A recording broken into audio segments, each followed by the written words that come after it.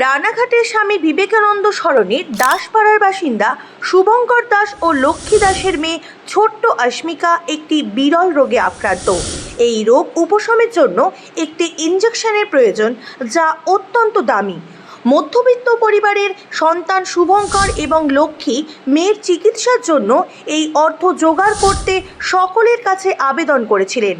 আজ বিধায়ক হিসেবে পাওয়া বেতনের থেকে 10 লক্ষ টাকা ছোট্ট অস্মিকার চিকিৎসার জন্য শুভঙ্কর বাবুর হাতে তুলে দিয়ে ছোট্ট অস্মিকার জন্য সকলকে এগিয়ে এসে মিলিত প্রচেষ্টায় ছোট্ট ফুটফুটে অস্মিকার ভবিষ্যৎ নিশ্চিতভাবে আরও সুন্দর করে তোলার আহ্বান জানালেন বাংলার জনদরদী জনপ্রিয় জননেতা তথা রাজ্য বিধানসভার বিরোধী দলনেতা সম্মানীয় শ্রী শুভেন্দু অধিকারী মহাশয়।